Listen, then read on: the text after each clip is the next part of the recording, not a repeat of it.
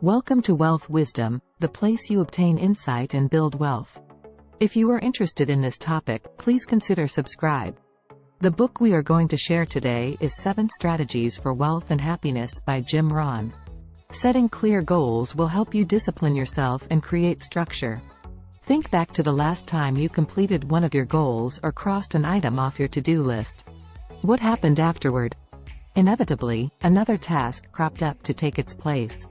While this may seem frustrating, it's ultimately a good thing. You don't want to have just one goal at a time, because after you achieve it, you could be left lost and aimless. Consider the Apollo astronauts after they returned from their life-changing trip to the moon. Sadly, several of the astronauts fell into depression because they no longer had anything to strive for. Nowadays, as part of their mandatory training, astronauts develop goals to work toward after their missions are complete. You too should have goals. To get started, it's important that you set aside some time to work on them. Try the following journaling exercise to help you visualize your long-term goals and get you thinking about how to achieve them. Grab a notebook and think about what you want to accomplish in the next 1 to 10 years.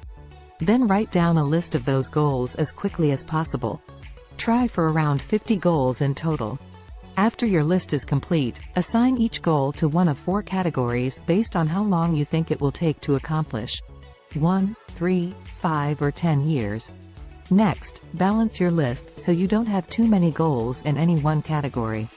Remove items from categories that have too many goals and add new goals to categories with too few. Then circle the 4 most important goals from each category. You should now have a list of 16 goals in total. Finally, write 1 paragraph about each goal. In the first half of each paragraph, describe exactly what the goal is. If it's a product you want to purchase, for example, write down the model, color, cost and any other significant details. Then, in the second half of the paragraph, write down why you want to achieve each goal. If you can't think of a strong enough reason, it's possible this particular goal isn't worth your time. In that case, consider replacing it with a different goal.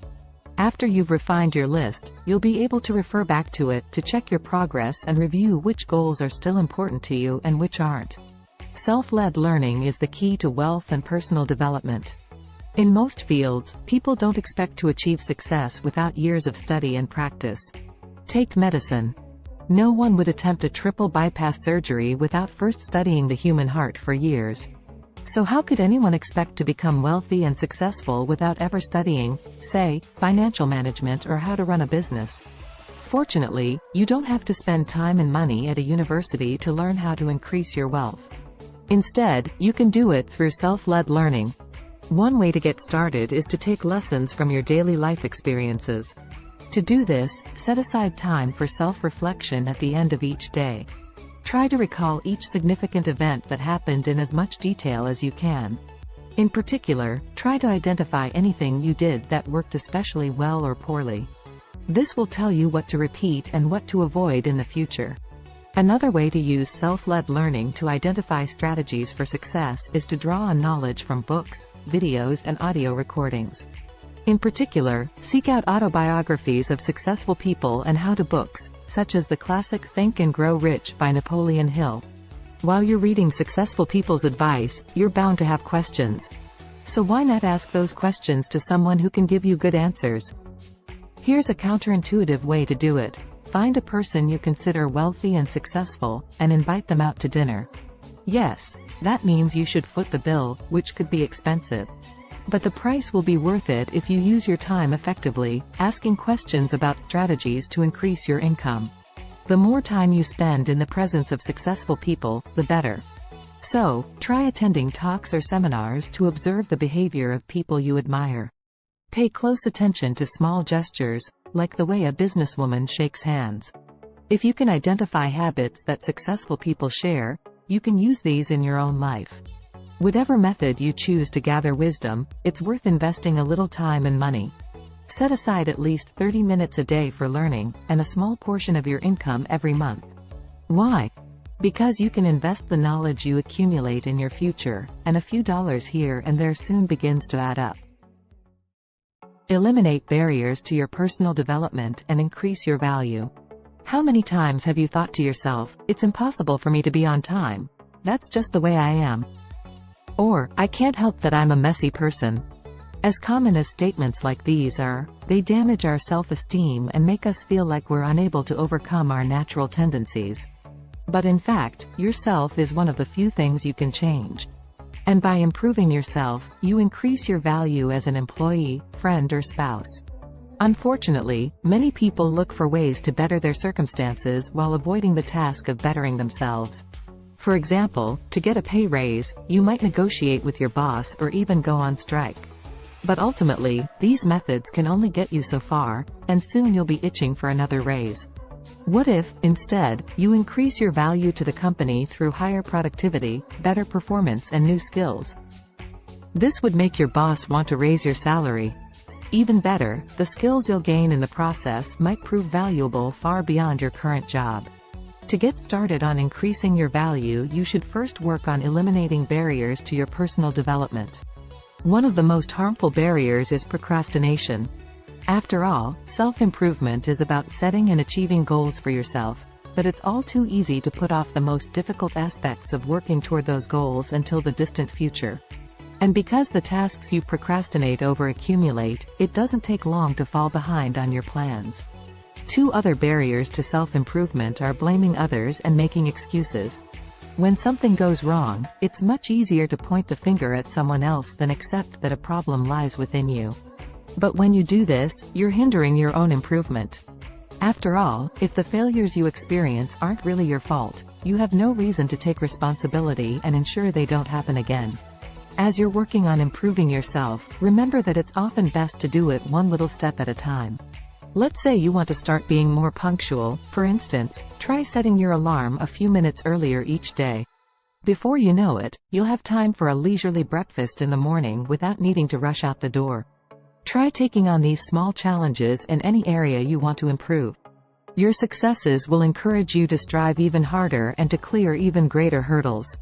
By changing your attitude towards taxes and adopting the 70/30th rule, you'll become both happier and wealthier. For most people, the word taxes conjures up a storm of dreadful images. Endless forms, calculations of expenses and deductions, and parts of your income being whisked away. Worse, taxes often feel like an injustice. You may find yourself thinking, why shouldn't I be able to keep all my hard-earned money? At the beginning of his career, the author asked himself this question too. However, his mentor, Earl Shoaff, urged him to become a happy taxpayer. Why? Because, he argued, your attitude toward money is just as important as how you spend it. A more positive outlook can help you feel less frustrated and more in control of your finances, so you won't feel the need to curse the government for stealing your money. To get into this mindset, think of paying taxes as a way of contributing to society and helping the government improve life for everyone. In exchange for some of your income, you're given safety, freedom and opportunity. Ready to take this shift in attitude one step further? Try looking at the bright side of all your expenditures. For example, whenever you have to buy something, you're putting your money into circulation and contributing to the economy. And whenever you pay your bills, you're reducing your debts and liabilities. Once you feel better about paying your taxes, it's time to turn to your net income. Here, you should adopt the 70/30th rule. The concept is simple. You can spend 70% of your monthly income on needs and wants like rent, food and entertainment. But before you spend any of that money, divide the other 30% as follows. First, donate 10% of your income to charity, to give back to your community and help those in need. Then, put another 10% into savings, so you can accumulate wealth over the years. Finally, invest the last 10% into creating wealth. There are traditional ways of doing this, such as investing in property. But there are also non-traditional approaches, such as monetizing one of your hobbies. By adopting the 70/30th rule and shifting to a more positive attitude, you'll no longer have to dread parting with your hard-earned money. Allocate your time wisely through careful planning. What's your approach to balancing work and life? Are you a drifter, someone who is resistant to any restrictions on his time and only willing to take on temporary jobs? Or are you a workaholic who devotes every waking moment to your career? Maybe you're in the middle, working 9 to 5 but unwilling to take on projects involving larger time commitments. As you may have guessed, none of these approaches is ideal. You don't have to choose between success with an excessive workload, or mediocrity with enough time to relax. In reality, you need to make time for every aspect of your life, working hard, spending time with family and even doing nothing. When you dedicate too much time to one of these areas, your lifestyle becomes lopsided, which is unsustainable in the long run. Take a salesperson who decides to start his own business. He gets his idea off the ground, but before long, he realizes that he spends much more time in the office as a CEO than he ever did as an employee. He arrives at work earlier and leaves later than even the janitors. Soon, he decides that running his own company isn't worth it, and goes back to a regular job. So how do you ensure that your time remains in balance and is used efficiently? Getting, and staying, organized is key. Start by creating a project book, or a binder with tabs inside. This handy tool will allow you to store important information all in one place, so you're not wasting hours looking for the document you need. You can use your project book in whatever way suits you best. If you work with people, for example, you can create a tab for each person and note information about their performance, strengths and weaknesses, or family history. Then, you can refer to it whenever you need, like during performance reviews. Another essential time management strategy is planning each day before it begins. How will you ensure that your time is balanced and you're on track to meet your deadlines if you have no master plan to refer to? This is why you need a calendar with lots of space to write out your schedule for each day of the week. Be sure to make room for some do-nothing time each day. It takes considerable discipline to get organized and stick to a schedule every day, especially if you're used to a more nonchalant time management style. But if you put in the effort, you'll find that you don't need to sacrifice any aspect of your life in favor of another. Be sure to spend your time with the right people. Let's face it, our friends tend to influence us, whether or not we realize it. If you hang around people who are careless with their money, for example, you might find yourself spending frivolously as well. Or if your friends go out to see sports matches every weekend, chances are you'll end up tagging along. Those scenarios might not sound so bad, but what if your friends have habits that are more destructive than these? In that case, you might end up adopting similarly harmful habits. For instance, if you surround yourself with liars and cheaters, you might begin to see their behaviors as the norm. And before you know it, you might find yourself lying and cheating too. It's hard to admit that our friends could be bad influences. But if you're honest with yourself, you can deal with these relationships before they do any serious damage. Start by thinking about the main relationships in your life, and ask yourself a few fundamental questions. With whom do you spend your time? What are they doing to you?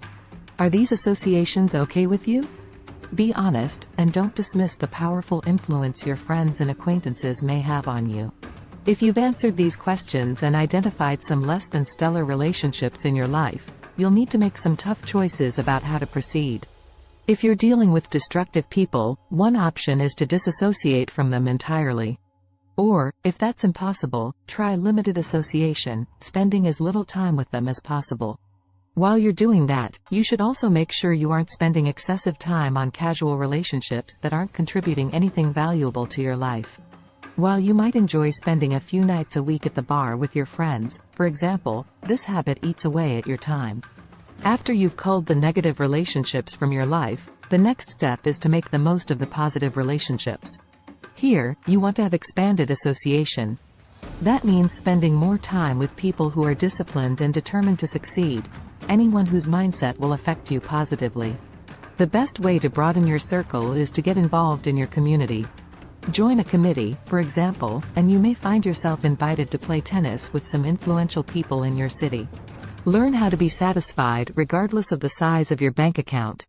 We often hear stories of ultra-rich celebrities and business people who are deeply unhappy despite their wealth. How is that possible when they've reached the peak of success? Unfortunately, although these people have amassed huge fortunes, they likely never learned how to be satisfied with what they have. While many people already agree with the adage that money can't buy happiness, they still assume that more money will make them more confident, charismatic and generous. But in reality, money can change neither your character nor your satisfaction with life. If you're unhappy and insecure now, chances are those qualities won't just disappear if you become wealthy. For instance, imagine someone who tends to drink too much at social gatherings. What would happen if that person's wealth increased? He wouldn't just stop drinking. Likely, the extra money would just let him buy limitless amounts of alcohol, worsening his habit. Fortunately, there's a bright side to this theory. If you develop a fulfilling lifestyle now, it will stay with you regardless of the size of your bank account. And a powerful way to increase your fulfillment is by shifting to a two-quarter mentality. To illustrate this way of thinking, the author's mentor once told him to imagine getting his shoes shined.